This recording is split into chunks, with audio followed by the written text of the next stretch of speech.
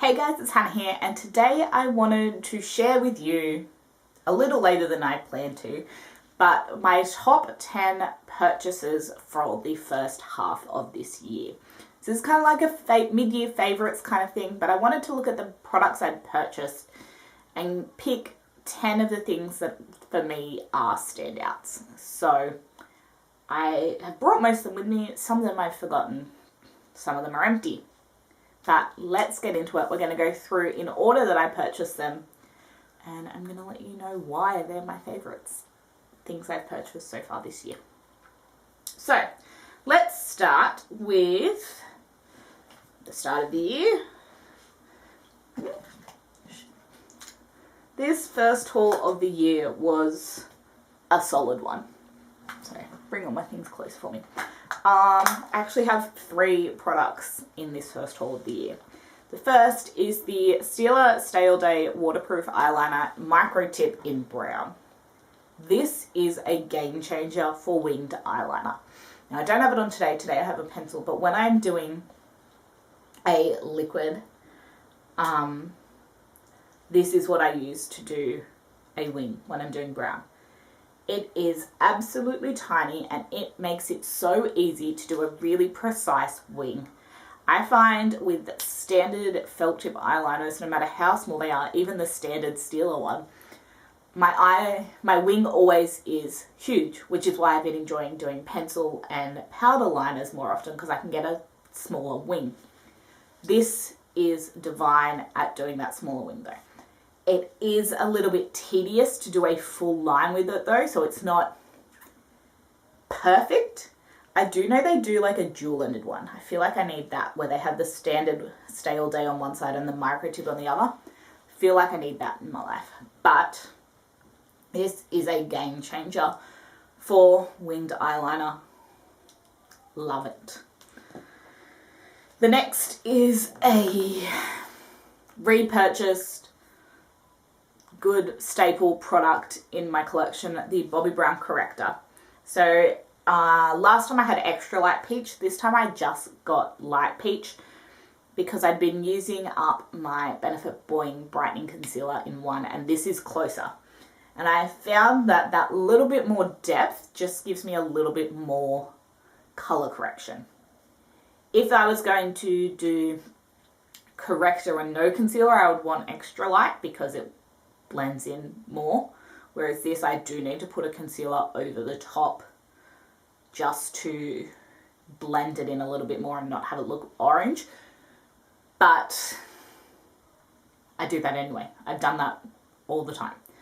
So I think color, pick it based on what you want to use it for. If you are happy to use it as a corrector under your concealer, go that little bit deeper because it will provide that little bit more color correcting.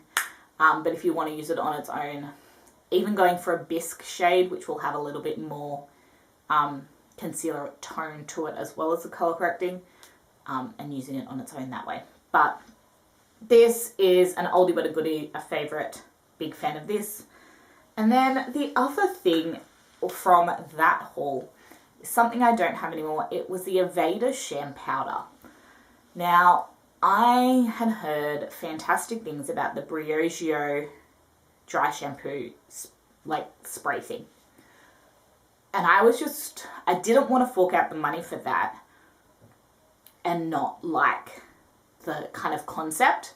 So when I saw the Aveda Sham powder at the Estee Lauder corporate store, which means I get a really good discount on it, I think it came to $20. No, it must have been less. I think it's about the same. So the Briogeo was $36, so it must have been about a similar price point, and then my discount onto it. So maybe it was $20. I decided to pick it up just to see how I liked it. Realistically, one of the big cans of Batiste not on sale is nearly $10 anyway. So what was the harm? I loved how long that product lasted without needing to repurchase. I love what it did to my hair and the fact that it controlled my oil for longer. It was incredible. So much so that I went and bought the Briogeo, which is also on this list, but I left it in my bathroom. The one difference between these two products, for me, is that is the texture. So with the Aveda, I could spray it using that kind of bottle that it has, and it was fine. It didn't go everywhere, it was fine. With the Briogeo, it is a grittier dry shampoo, which I love because I love volume. But that means that when you spray it, product goes everywhere more because it is a bigger particle, so it kind of spurts more than sprays evenly, which is fine. That just means I open it up, pour it in my hand, and disperse it that way, which is how I was, like the video that recommended it was recommending how to use it. So there is that, but I do enjoy the grit of the Briogeo and the fact that it does give me a little bit more texture in my hair as well. The other thing is how long this product lasts. It lasts so much more than, like, so much longer than a can of dry shampoo, because you're actually only paying for the dry shampoo product. Like, there's no aerosol in it that disperses it. It is just the product and then the mechanism. So you go through it a lot slower, which makes the price point a little bit more worth it for me as well. And the fact I can get 3 days out of my hair instead of 2 when I need to is also nice. So those are my first 4. Next product, the One Size Turn Up the Base Versatile Powder Foundation. This is the first One Size product I've tried, but I have the concealer and the Beauty Blurring Balm on my list after this, because this powder, as a powder foundation, phenomenal. Not only is the colour right, which I was worried about, the colour is fantastic. I wear the shade Fair 3N. It is slightly yellow, more than neutral, but that's fine. This provides fantastic coverage. It wears beautifully.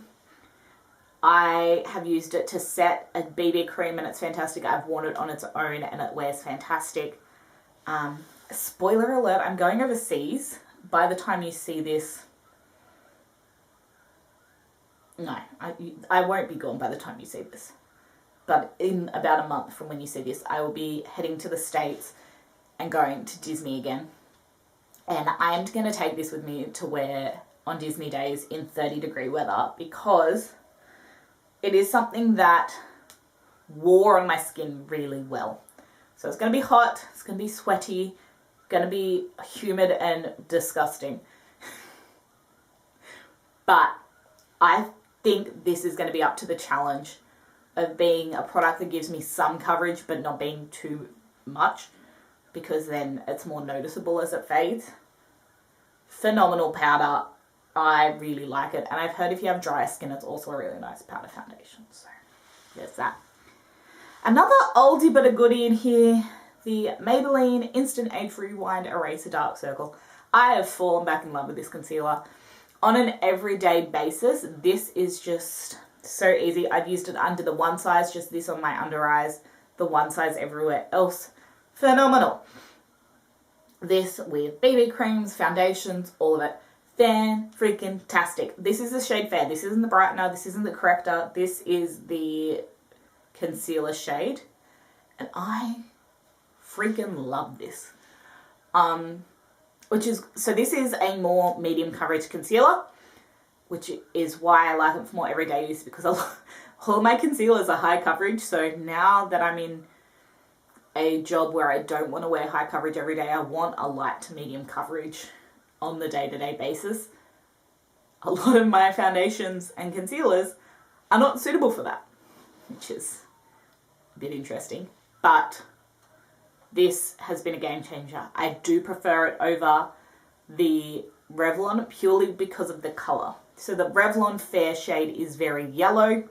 This is more pinky, but I also think it's quite neutral. So it's not like a pink concealer.